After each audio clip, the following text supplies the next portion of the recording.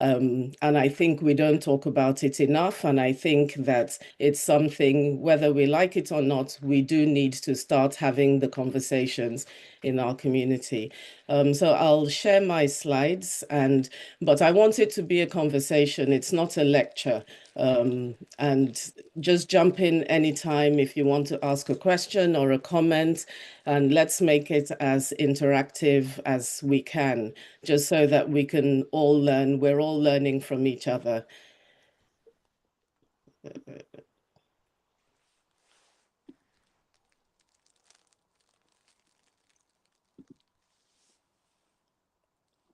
So am I good, Dr. Ayo? Okay. Okay, so as Dr. Ayo kindly introduced me, my name is Amonia Gasper. I trained in Nigeria, worked in Nigeria for a little bit, and I've been a doctor for over 30 years and a GP for over 20. And we're just going to look at dementia and brain health.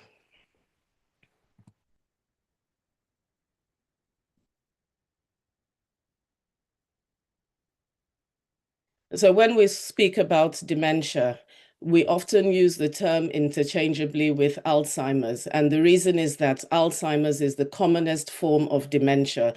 All dementia is not Alzheimer's. It's an umbrella term. If you think about cancer, for example, you've got cancer in lots of different parts of the body. If you think about a fever, you've got lots of different causes for having a fever. Likewise, dementia, it's an umbrella term, not a single disease. We often think of dementia in terms of just elderly, but we also have childhood dementia. We have it across the life course. But for the purpose of this, we're going to kind of focus on adult dementia. And Alzheimer's is the commonest form, so we'll mention that. But I've highlighted in red, vascular dementia is something that is particularly relevant to our community, being the African and Caribbean community. And Lewy body dementia, frontotemporal dementia, mixed dementia, which is most common, are also important forms of dementia, but we have up to 200 different types of dementia. Most of what we call Alzheimer's dementia, when we look at it pathophysiologically, is actually a mixed dementia. There's rarely one type of dementia happening at the same time. So what we'll cover today, our journey this morning, we've mentioned what dementia is and understanding the different type. I'll mention Jess's rule along the way and why it's a issue in our Black community. And the most important documents that we have right now, the Lancet Commission from 2024, knowing the signs, is it normal aging or is it something we should be concerned about? How we can get help, and this is applying to the UK, and how we can provide care without disappearing as caregivers. The science is really advanced, so I'll just briefly mention and what you can do today, which I think is the most important thing regarding prevention, action, and where to go. So this is our story in the UK right now, and 2 times more likely to develop dementia than white adults. And all of this, there's peer-reviewed papers confirming all of this. Later diagnosed later, where symptoms are already advanced. And sorry, I'm trying to minimize. This is blocking my screen. Just 1 second. Yeah, that's better. And then we get much less post-diagnosis support and follow-up care. And this shouldn't be the case. I'll mention a case that I saw last week and what happened. And I thought, why can't this happen for all of us?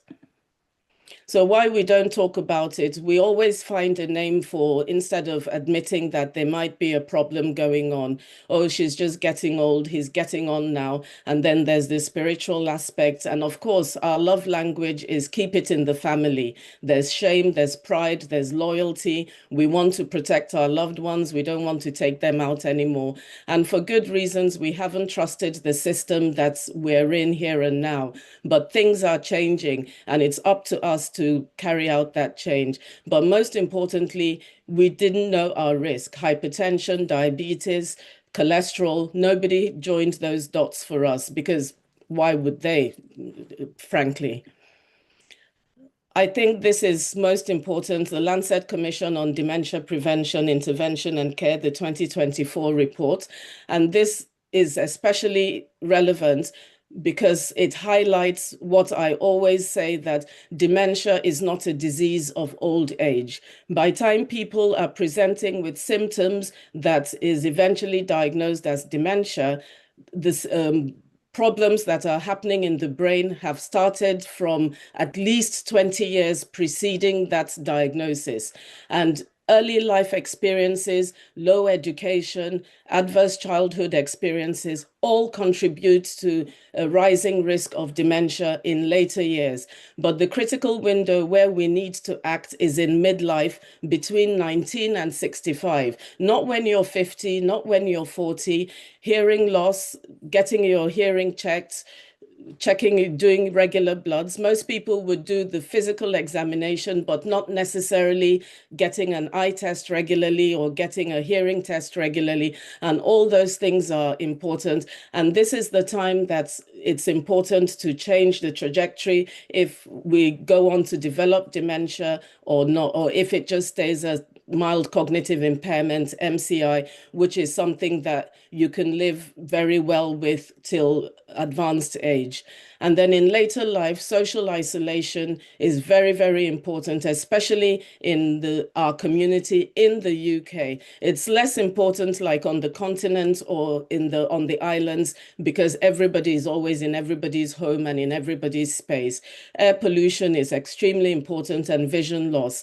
The STARS parameters were new additions in the 2024 report, but we now know that correcting hearing loss is the most important factor that helps prevent dementia. On this slide, I'd also like to mention about genetics, because across all of it, genetics plays a part. There's the ApoE4 gene, which is a risk for developing dementia.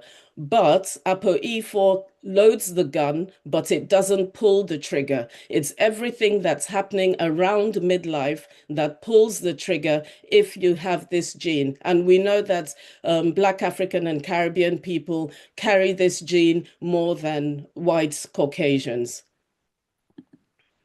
And then knowing the signs, aging versus warning signs. If you forget where you put your keys, I forget every day the number of times I've had to get my household. I can't find even my glasses. I can't find my glasses.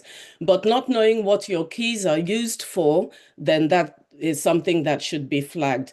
If it's taking longer to learn something new as we get older, that is normal. But when we forget what we had for breakfast and are absolutely insistent that we haven't had breakfast, that is a concern. Occasionally searching for a word, and all of these happen with normal aging, but more importantly, if we're tired or not getting enough sleep or stressed, then all those parameters of normal aging seem more magnified. But the warning signs is when you're actually forgetting conversations and events and adamant that it hasn't happened at all, or getting lost in familiar places where you've driven on a road for the last 30 years, it's where you live, and all of a sudden you don't recognize it anymore, or confusion about the time, the day, or the season. But more importantly, personality or behavior changes. And that's the bit that we tend to want to protect our loved ones instead of admitting that they may be a problem. And until you get it checked, it's difficult to actually state that it is a problem or it's something else going on. So difficulty, one of the first symptoms that we find with a dementia illness is managing money and making careless or what seems like careless decisions or risky financial transactions. That is a red flag that should always be checked. For you to get help, you first and foremost start with your GP, always, always in the UK. Write down what you've noticed or what you've noticed about your loved ones and for how long. ask for a memory assessment or memory clinic referral. Your GP will do a full workup and make sure that there's other parameters that may be contributing to what appears to be like dementia. Routine blood tests may highlight things like vitamin B12 deficiency, which, if corrected, kind of reverses all the symptoms that you may be having, anemia, thyroid dysfunction, but your GP knows what to do. And this should always, always be your first port of call. And then you have a right to push back. If you feel dismissed, ask for another appointment, another GP if you wish, or request a referral. Take someone with you to advocate with you. And this is where I speak about Jess's rule. Jessica was unfortunately a young lady who had presented to her GP several times with symptoms, and eventually it turned out to be cancer, which was missed, and sadly she died. So her parents and her family took it up, and the NHS has adopted it. So this is something that's good for not just clinicians, but also for you, loved ones. And it's an advocacy tool. You have the right to push back. The memory clinic is not a scary location in any shape or form. They will do all the other tests. They may or may not do a scan, but a full assessment is needed. And if it's not to the memory clinic, it might be to neurology, just to say that something is not quite right. We don't know what it is. But typically, our community present in crisis, which is very clear clinically what is already going on. But a diagnosis opens the door to support planning and treatment. And this brings me to a patient I saw literally 8 days ago, an Irish lady, I'll call her Lily. She was 82 and she came in with her son and her daughter, and we had a chat. And Lily was insistent that she was fine and there was nothing wrong. Her daughter was tearful, her adult daughter was tearful, because we could all see that there was certainly something wrong. All the referrals were done on after the Friday clinic. I spoke to Lily's daughter yesterday. She had had a mental health assessment. She had had the home treatment team in. Everything, all the services were being put in place, and she was getting the appropriate support. But if you don't accept and you don't present, then we don't have the opportunity to support or to plan or to do any necessary treatments that we may be able to. And after diagnosis, we have Black Admiral nurses who specifically support. You can see any Admiral nurse, but Black Admiral nurses support Black families, especially. They understand peculiar circumstances, and they've got more time than we have. You don't have to do this alone. You don't have to work this journey alone. I've already mentioned Jess's rule, but just to emphasize again, Jess's rule is if a patient presents 3 times with the same symptoms or concerns, especially if the symptoms are, they persist, escalate, or remain unexplained, is 3 strikes and we rethink.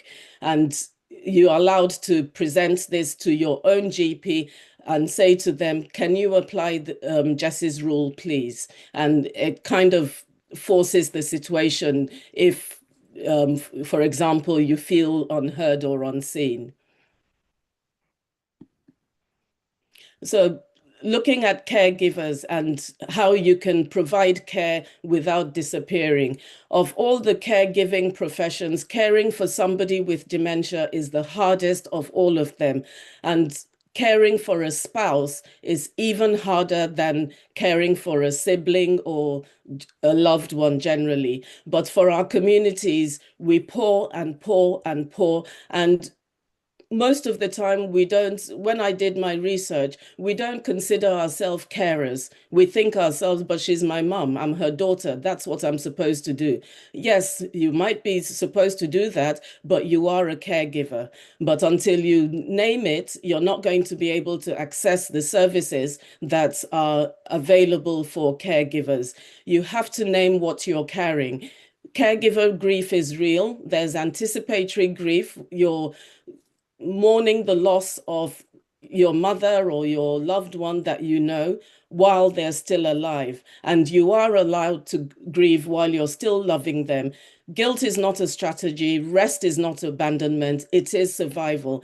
But most importantly, every day we're signing forms for all the entitlements that you can get as a caregiver. But people from my community typically, because we don't admit that we're caregivers, we don't access most of what is available out there for us.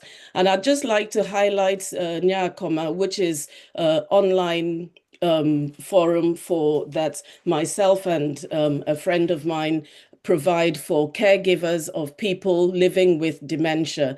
Just a safe space where you can talk about your experiences, where you can vent as much as you want, and entirely confidential. So you don't have to carry this alone at all. So what you can do today, I hope Khan sometime will give us the opportunity to speak about vascular dementia, especially because that is the dementia that is ravaging our community the most. And it's really all about blood vessel damage and the endothelial lining of the blood vessels. And the most important thing for us to prevent this is controlling our blood pressure. Everything that happens, diabetes, pre-diabetes, anything else that is going on, the final pathway is controlling our blood pressure and obviously our blood sugar. We need to move our body. A daily walk counts, staying socially connected. I think we're quite good at that. But sleep is also a very big thing that I find that most people don't pay enough attention to. And it's so important because that is when the cleaning team of the brain, the glymphatic system, that is when it's operational. You cannot, the brain doesn't get a clean or a rest while you're awake. So if you're not sleeping, that is something to be looked at, especially. We need to challenge our mind, keep learning, keep creating, keep discussing. Alcohol may be a social event, but minimize it as much as possible. And when it comes to smoking, because it reduces the amount of oxygen the brain gets, we just need to stop that completely. We don't understand how much stress, chronic stress affects us, but it matters, and there is research, new research, that it matters more than we admit. Where to go for help? Your GP is your first port of call, and there's several societies out there that also help with getting help and getting support and information. Alzheimer's Society, I'll highlight because you don't have to have a diagnosis of dementia for them to support, or your loved one doesn't have to have a diagnosis. If they're even presenting with symptoms that you're a little bit suspicious about, you can call them or you can go on their website and get information and support. So what we see in clinic is not just anecdotal. There is research that confirms it. And I think these statistics are just very sad. There's nothing else to say about it. And I'll just give you a second to go through it. And this is what we're trying to come out of as much as we can.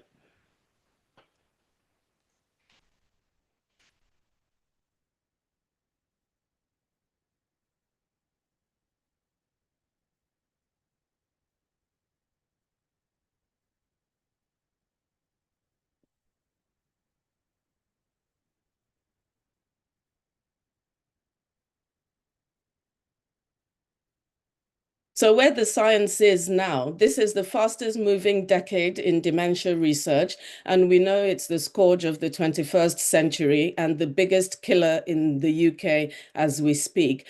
There are new treatments, lecanemab and donanemab, and they're the first drugs ever that's proven to slow Alzheimer's progression.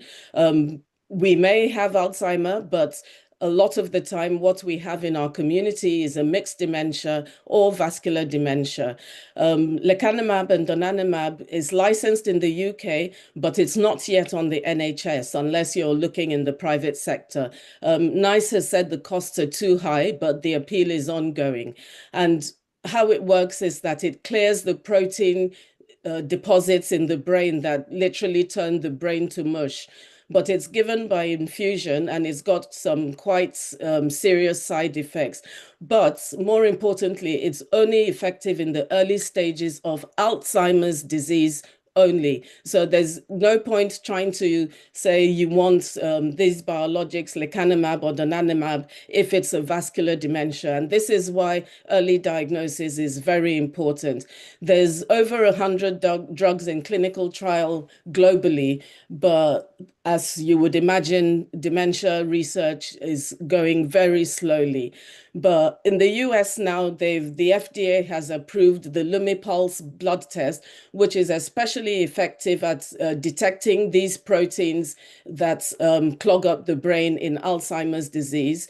It's much simpler and it's much cheaper than having a PET scan or a lumbar puncture, but we don't have it yet in the UK. Very soon, I'm sure it'll be here. We've got the blood biomarkers, but all of this, we're underrepresented in clinical trials and therefore in any treatments. And that's what we're pushing for us to be included. But we need myself, yourself, all of us to accept and be involved in clinical trials so we can close this equity gap as much as possible and at least be able to be available for new treatments if we're diagnosed at an early stage. So prevention is the proof, as they say in the pudding. And the landmark finger trial study, multi-structured lifestyle intervention, you might find your GP is inviting you to check your bloods, how much diet and exercise and cognitive training that you're doing. It's all to take advantage of what the results of the finger trial has shown us. And remember, I said that midlife is the window. So it's not too late now to make changes to your general lifestyle to try to prevent that gun that is already loaded, because we're Black people, African and Caribbean, and we're disadvantaged in this community that's we've decided to call home, but we can prevent the symptoms before dementia actually appears. And there's new research, like I said, that chronic stress matters. And this links to psychological stress, including racial trauma. So trying to fight for our rights in terms of race is also protecting our brains and profound implications for us long term. And I mentioned Lumipulse, but I think this is very exciting research that's coming on now. It's a simple blood test and it measures the amount of protein that's clogging up the brain. How accurate is it? Very accurate. But if we wait until we already have symptoms, then you already have the answer. No blood test is going to tell you anything different than you already may know or seeing in front of you every day. Otherwise, PET scans or lumbar punctures, to be very frank, very few people I see. It's mostly in the research centers that they tend to do this. But because we tend to present late, the symptoms are already clinically speak for themselves. And who is Lumipulse for? Any adult over the age of 50 with any early memory or thinking problems, but it's not for general screening. And these are just some references if you want to pay attention to that. Um, so I think, my main points is we have to start learning to prevent. We have to look at it across the life course, not when we're 50 or 60 or 70. It is a justice issue, and justice begins with us showing up for each other and for ourselves, most importantly. We should diagnose early with equity, but no clinician is going to come to our homes. We have to present ourselves to be able to be diagnosed. And we should dare to live. We should never stop living well. Our community are so focused on productivity that sometimes I feel that we forget to live. Thank you very much. And any questions are very welcome. Thank you so much, Dr. Gasper. That was very, very, very informative. I was making notes. You don't understand. You were just dropping nuggets every 2 seconds. Nuggets, nuggets, nuggets, nuggets. It was very, very informative. Thank you so much. And we'll get to the questions, but we have a unique opportunity today to speak to somebody with lived experience. So if we can get Ronald on the screen, so we have a gentleman here who has bravely um, been accepted our invitation to share his lived experience with dementia. His name is Ronald Amans. Ronald, we can see you. Ronald is a poet, and he's going to take an opportunity to share with us some of his work. Thank you very much, Ronald. Please take it away. Um, First of all, I don't know why I keep apologizing for myself, but I'm definitely out of my depths in this arena now. That was one of the most amazing and beautiful presentations I've ever heard before. Um, it was absolutely outstanding and exceptional. I've had I've had two strokes. I have a blocked left vertebral artery, which the doctor will know, which initially interrupted the oxygen to my brain, and I also live with a brain injury. And after the brain injury, I was going to a center for 4 years for someone who had a brain injury. So I was going through that process of being cared for. And while I was going through the experience of a brain injury, I started to have other symptoms. And after lots of checks and blood tests and MRI scans, they concluded that I've got early onset of dementia. And I find it amazing how throughout all that time, I was from I had the brain injury, I was literally, for my opinion, discouraged from life, discouraged from living with purpose, and encouraged to be reliant on medication. And anytime I tried to push back, I was considered a problem. I went through many battles with my local council and care support providers, many battles, um, which totally destroyed me even more in many ways. But funny enough, it made me more determined and stronger. And even though I went through these battles with my social services, my social workers, I had 14 social workers. Even when I went through these battles, I continued to live with purpose.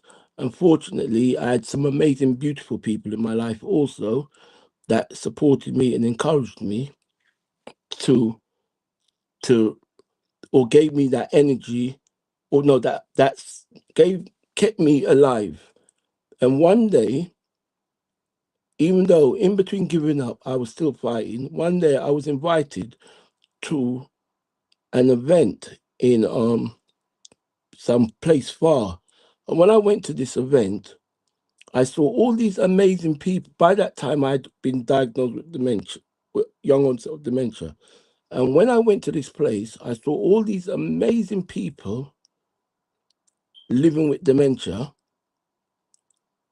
working on the national stage, speaking at parliament situations, and doing all these amazing things in their life. And I was shocked because there was nobody of my heritage there. And I was also shocked because these people were living with dementia, but they were living with purpose and joy and not facing the same challenges that I was facing back in London. So I came back almost renewed with a new determination to to to really be an activist, so to speak, in terms of championing dementia awareness. My mother had dementia, At no time did I didn't even know the meaning of the word dementia back then. And we were led to believe she was just getting old. I now know she wasn't just getting old.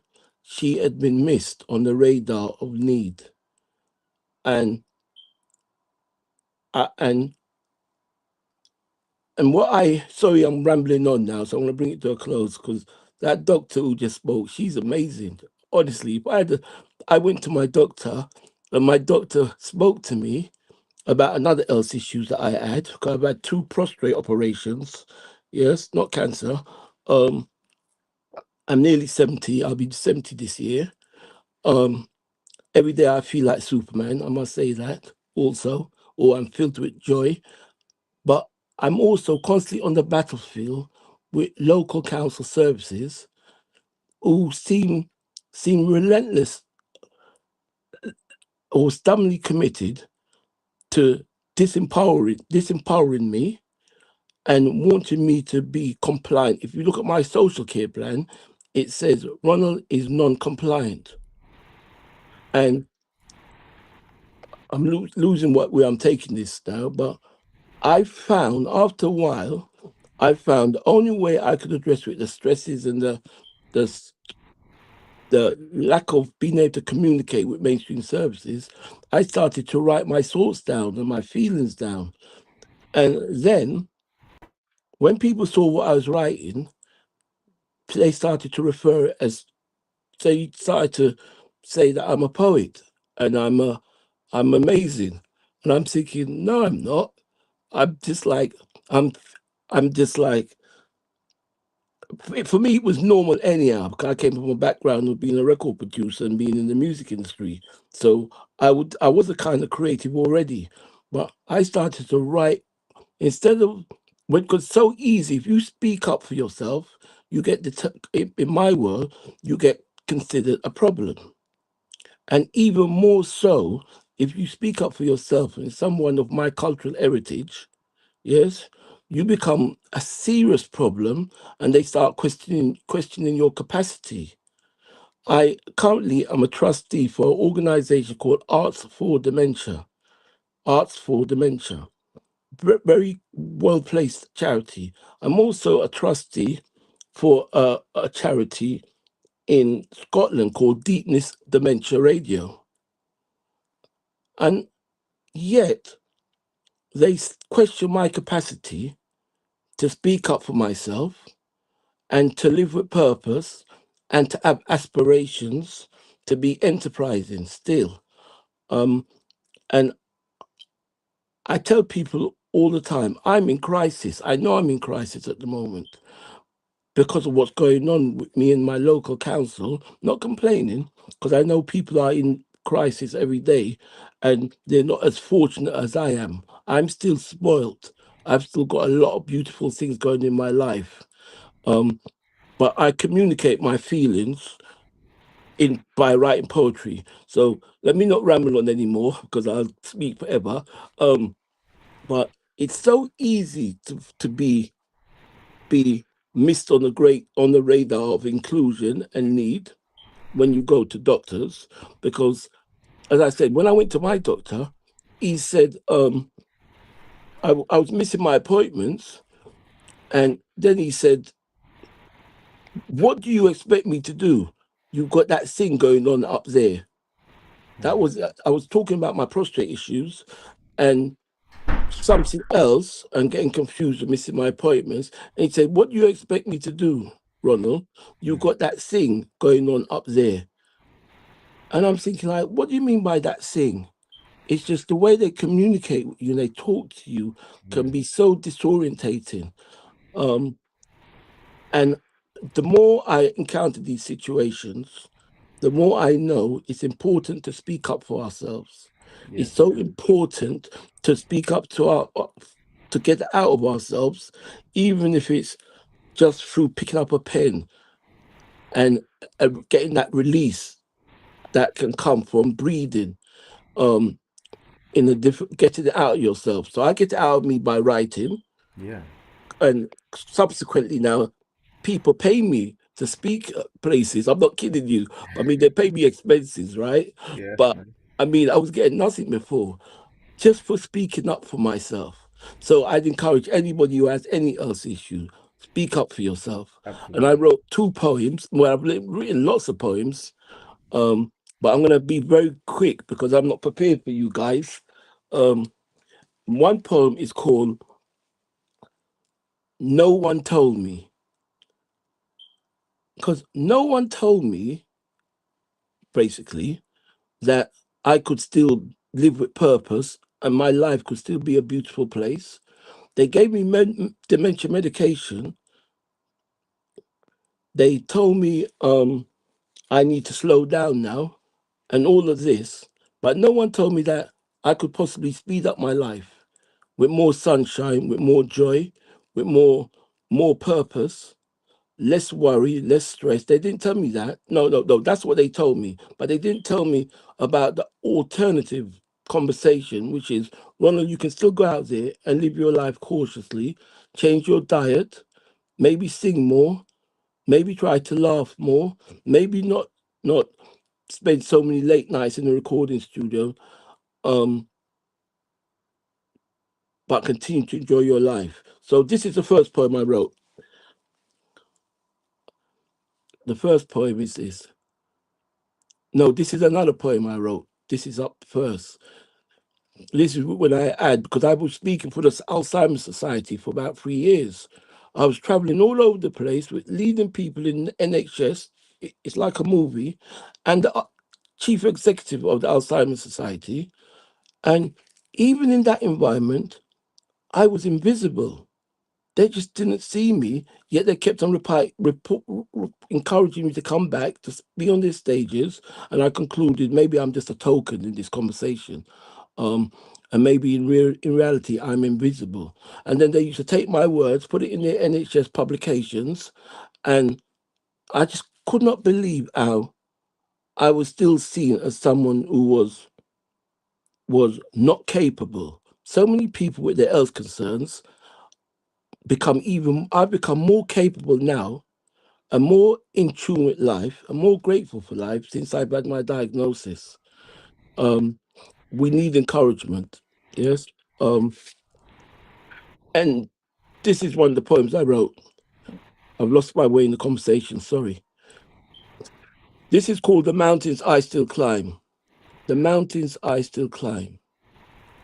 You come to see me, but you don't see me. We have a conversation, but you don't hear me. And I've been thinking, if you don't hear me, how are you going to know what I'm thinking? Your eyes fixed on me. Sometimes you smile. I always smile. And I wonder if you know why. But if you don't hear me when I'm speaking, how are you going to know what I'm thinking?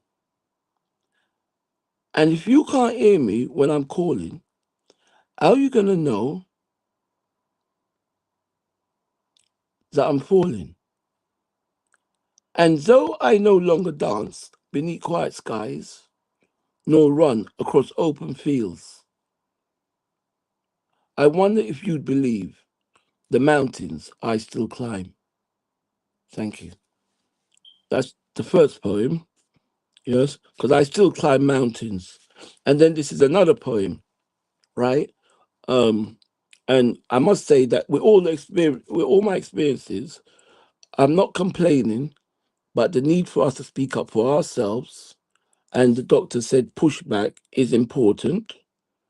Um, so important to push back. And I'm glad that the doctor told me about the free, the Jessica something she just said. Yes, Lord. Yes. Yes, Lord. Um, because I'm going to be bringing that to my doctor. Yeah. Um, and this is another poem I wrote when I got diagnosed again. No one told me. Now, Ronald, go and fall in love with the world. No one said, go out there and fall in love with the world again. No voice whispered, it's okay. Ronald, the world is still yours. Go claim it with both hands. Go and turn up the music and volume in your life. They spoke about symptoms, but not of sunlight. They told me what I might lose, but not what I could still embrace. No one told me, fall in love with your life, even now. Fall in love with the moments of so called bad behavior. Fall in love with the art. Fall in love with Ronald. Sorry, I made the mistake. Let me go back to the last verse, right? No one told me, fall in love with your life, even now. Fall in love with the moments of so called bad behavior. Fall in love with the art. Fall in love with the world because it's still beautifully yours. So I had to tell myself, and now I tell others. When the world forgets to say it for yourself. Go and fall in love with life again, again, and again. Thank you. Yeah. Thank you so much, Mm. Ronald. So, That was again brilliant and amazing. We have so many people who are giving you positive comments in the chat. Your first poem was described as it says it all for Black people. What else do we have? We've got um, this is beautiful. People are asking, Ronald, how can they get access to your poetry? um, I mean, I've written a book with a guy called David Trustwell. You should Okay. look up David Trustwell. Yes. Yeah, David Trustwell. And I think, sorry, I'll be quick here. Many years ago, there used to be something. I don't agree with a lot of the sentiments of hip hop music, but many years ago, nobody would play hip hop music because it was said that to be all the negatives. Yes, but then the music industry took hip hop music and made it into a multi-billion-pound industry. And I think when my book goes out, my book will be a huge bestseller. Nobody wants to publish my book. Yeah. So where you can get my book. My book ain't out at the moment, but I do speak I do have a radio show on something called Deepness Dementia Radio, which I'm gonna start, well, which I've had it for a long time. So I'm just around and about. Ronald Lamans, and you'll find me and you'll see how I've grown over the last, well, there's a lot of information about me on the online, Yeah. but um I think you can also have your else concerns. And funny enough, you can get better. You can be more joyful about life when you get support, peer support, Mm. and you educate yourself. I've done a lot of educating of myself, a lot of learning. Mm. Yeah. So, all to answer your question is every day I feel amazing, full of joy, and my poems are nowhere to be found at the moment.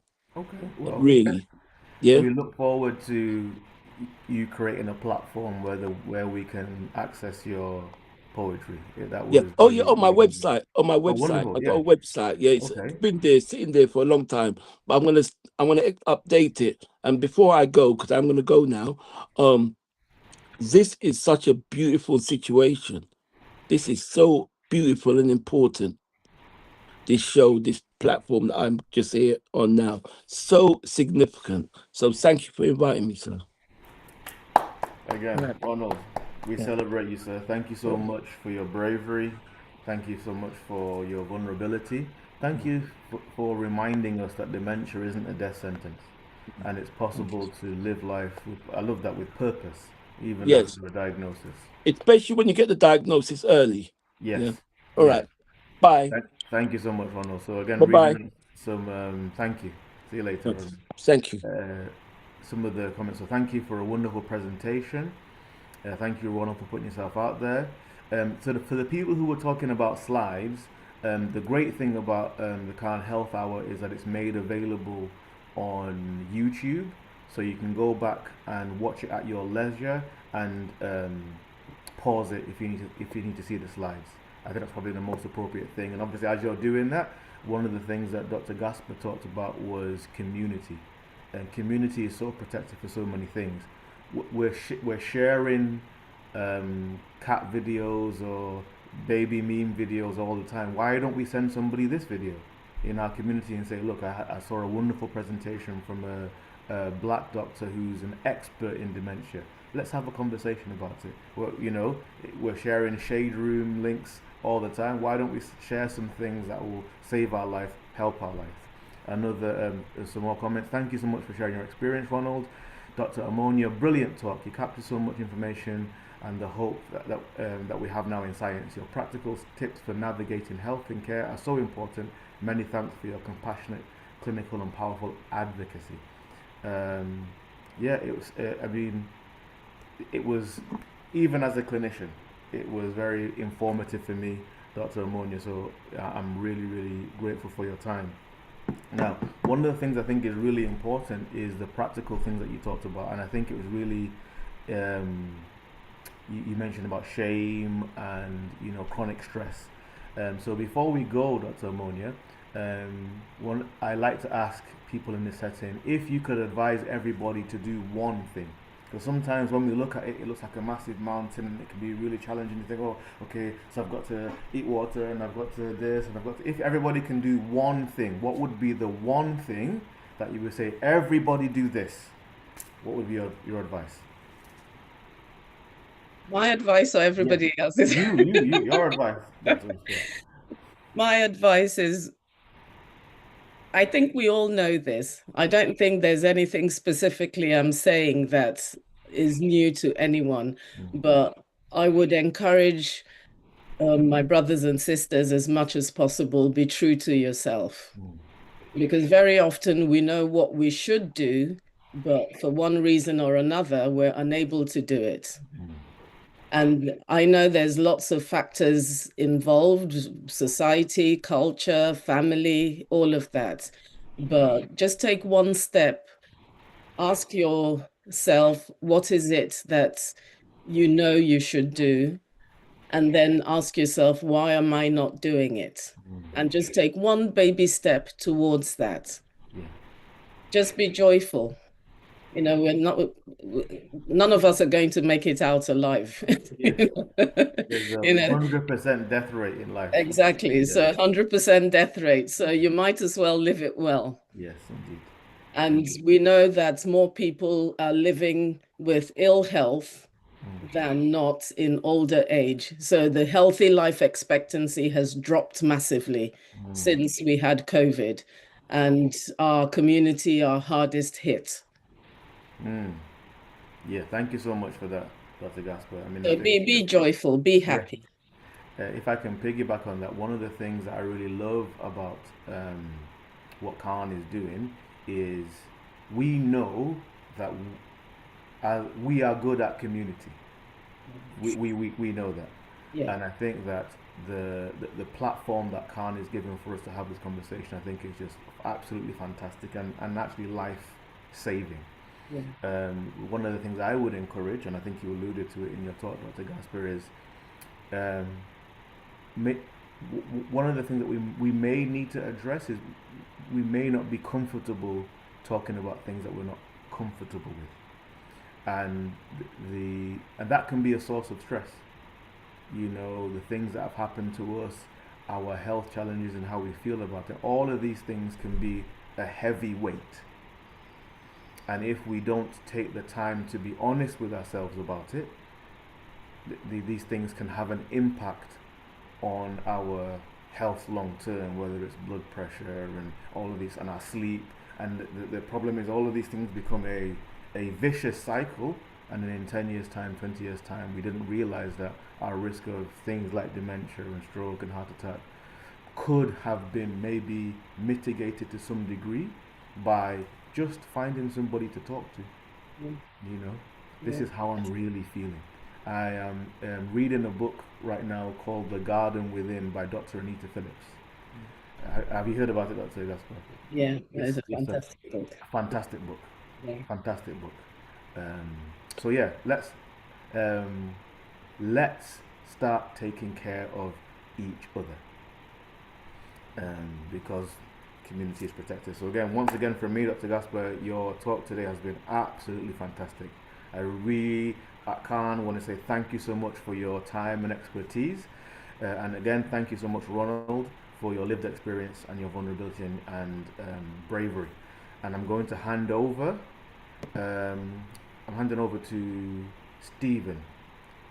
Stephen. Dr. Ayo, can we just say that thank you especially to Khan, but Mm, we're coming into Dementia Action Week, which okay. actually starts on Monday, Okay. 18th to 24th. And it's really just about raising awareness. So meet somebody, say hello, and tell them about Dementia Action Week, Yeah. because we have to learn to destigmatize it, especially in our community. Like 100%. the In fact, awareness without community is just noise. yes, indeed. I'm going to challenge everybody next week, every day. Put the link up in your WhatsApp status and share the video with somebody every day.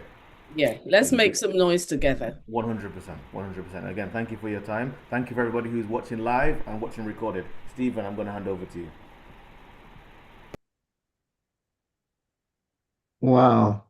Thank you so much. Thank you so much, Dr. Ayo. Thank you so much, Dr. Amonia, too. What a great session we've had. One thing in one of the main, purpose of CAN is health literacy. And with the health hour, we're able to express ourselves. And with partners like you, we're able to really, really touch members of our community. And we're grateful as always. Thank you for making this happen. But, Dr. Ayo, we can't thank you enough. You've got a great host. You are. And Dr. Amoni, wow, what a great session. Thank you for that presentation. It was really, really, really informative. Thank you so much. And for our audience, thank you for logging on today. We really appreciate you as always. We appreciate you for taking your time to be part of today's program.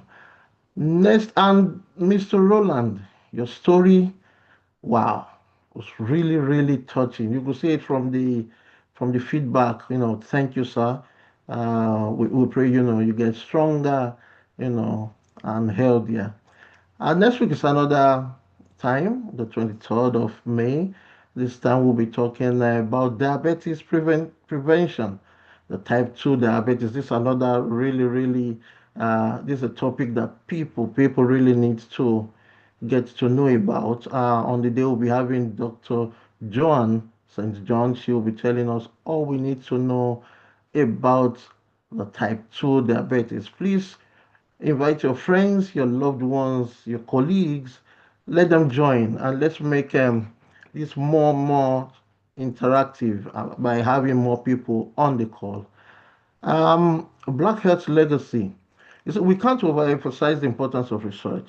That we cannot. And for members of our communities, it's very important that we participate in research. This helps make better decision.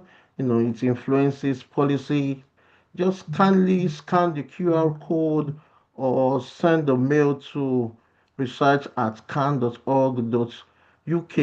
This is an opportunity for you to share your experiences, your views, and ideas. This is not being someone else telling your story, our story. It is us expressing ourselves the way it should, how best it should be told. So please let's participate in this research. Saturday 20th June, the annual Windrush event is coming up, and it will be at the Alexandra Park as always. This year's topic is, we are here because the Windrush generation was there. Let us come experience the best of Caribbean music, fun, arts. It's a free entry. There will be great performances, football competition, children activities. Just bring your loved ones. There will be a whole lot of fun at the Alexandra Park. That's on the 20th of June from 12 p.m. to 6 p.m. It's going to be a whole lot of fun. We can't wait to have you on the day for this year's Windrush event. The Safe Steps project. We members of a black community, it is very important that sexual health is being looked into, talked about in a safe environment. This Safe Steps project brings free sexual health services directly to black Africans, Black Caribbeans, Americans, and a whole lot of other communities. So if you live in Lambeth, Suffolk, and the Lowinshaw area in London, please join us. You can send a mail to team@safesteps.london or call 0710022382 for more information about this project. This is a safe space for you to discuss your sexual health. Wow, the Africa Day is here again. This is where we discuss, we express ourselves. We talk, there are a lot of people in our community that are into businesses, a whole lot. And this is one platform where CAN is bringing Africans together. Let us show what we can do. Let people see our expertise. It will be held on the 28th of May at Maxwell Building, University of Salford, from 10:30 till about 2 or 2:30 on the day. So scan your QR code there, and for stall bookings, you can send a mail to africaday@can.org.uk. We really, really look forward to seeing you there. It's always been a great time when we hold this Africa Day event. So come on, come all. Um, Next slide, please. Han is partnering with Cadence. You know, carbon monoxide is a silent killer. It's not seen, very invincible. But with our partnership with Cadence, we're able to give out over 3,000 carbon monoxide alarms, so that just to create that safe space in our homes. So if you need or help, you need some of these items, you need information about how to get the carbon monoxide alarm, perhaps to give out to other communities too. And in Manchester, through Enfield, kindly reach us on 077 100 22382, or send us a mail at ribc@can.org.uk, and let us see how we can tame this killer, you know, in the air. It's a silent, invisible killer. So next slide, please. The neighborhood summer health check. We describe this as it's like checking on, going for MOT. Let's check our bodies. We are hosting this at the Gotten Hub. That's M188HE. It's a free entry. Everyone is welcome. Come for free blood pressure check, cholesterol, blood sugar, HIV screening, plus advice on our health. It is also a safe space for us, for members of our community to come together for free medical checks. It will be held it's coming up on the 11th of June, um, 2026. For more details, please send a mail to fabiola@can.org.uk. That's FABIOLA@can.org.uk, or call 07586 040 674. This neighborhood summer health check is going to be a great time for us to come together and see what we can do regarding our health checks. Everyone, thank you as always. We look forward to seeing you next Saturday. Invite your friends, your colleagues, and your family members, and let's make it happen again. Thank you, everyone. Thank you so much.